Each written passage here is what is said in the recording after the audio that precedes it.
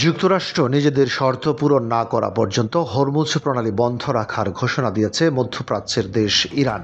দেশটির শীর্ষ আলোচক মোহাম্মদ বাকের গালিবাফ রাষ্ট্রীয় গণমাধ্যমে দেওয়া বক্তব্যে এই সিদ্ধান্তের কথা সাফ জানিয়ে দেন।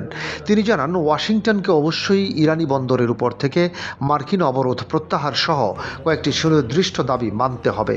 পাশাপাশি তেল রপ্তানির নিষেধাজ্ঞা তুলে নেওয়া, আটকে থাকা অর্থ ছাড় করা এবং সামরিক হুমকি বন্ধের শর্ত জুড়ে দেওয়া হয়েছে। জুন মাসের মাঝামাঝি সময়ে দুই দেশের মধ্যে অন্তর্বর্তীকালীন সমঝোতা স্মারক স্বাক্ষরিত হলেও প্রণালীর নিয়ন্ত্রণ নিয়ে তা ভেস্তে যায়। বিশ্বের মোট জ্বালানি তেল ও প্রাকৃতিক গ্যাসের প্রায় 1/5 পরিবাহিত হওয়ার কারণে এই পথটি অত্যন্ত কৌশলগত ও গুরুত্বপূর্ণ। সমঝোতার ভবিষ্যৎ নিয়ে তীব্র অনিশ্চয়তার মাঝে জুলাইয়ের প্রথম দিকে মার্কিন প্রেসিডেন্ট চুক্তিটির মেয়াদ শেষ বলে ঘোষণা দেন। ট্রাম্পের সেই ঘোষণার ঠিক এক সপ্তাহ পরেই ইরানের পররাষ্ট্র মন্ত্রণালয় থেকেও সমঝোতাটি আনুষ্ঠানিকভাবে স্থগিত করা হয়। মূল চুক্তি অনুযায়ী 2 মাসের মধ্যে দুই দেশের একটি চূড়ান্ত চুক্তিতে পৌঁছানোর কথা ছিল, যেখানে পরমাণু বিষয় অন্তর্ভুক্ত ছিল।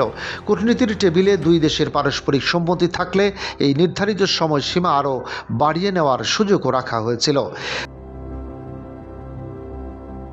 দীর্ঘমেয়াদী শান্তির লক্ষ্যে চলা যাবতীয় কূটনৈতিক প্রচেষ্টা সম্পূর্ণ স্থবির হয়ে পড়ায় স্থায়ী বিরতির আর কোনো লক্ষণ দেখা যাচ্ছে না। পরিস্থিতি বেগতিক দেখে ইরান এখন থেকে তাদের ভূরাজনৈতিক ও প্রতিরক্ষা নীতিতে বড় ধরনের পরিবর্তনের পথে হাঁটছে। বার্তা সংস্থাকে দেওয়া সাক্ষাৎকারে দেশটির জ্যেষ্ঠ কর্মকর্তা জানান, আলোচনা ব্যর্থ হওয়ায় তেহরান এখন পুরোপুরি আক্রমণাত্মক কৌশল নেবে। আন্তর্জাতিক বিশ্লেষকদের মতে দুই দেশের এই চরমমুখী অবস্থানের কারণে মধ্যপ্রাচ্যের নিরাপত্তা পরিস্থিতি আবারও আশঙ্কাজনক হয়ে উঠছে। ফলে কৌশলগত বিশ্ব বাণিজ্য পথ হরমুজ অবরুদ্ধ থাকায় অদূর ভবিষ্যতে বিশ্বব্যাপী নতুন করে জ্বালানি সংকটের কালো মেঘ ঘনীভূত হচ্ছে।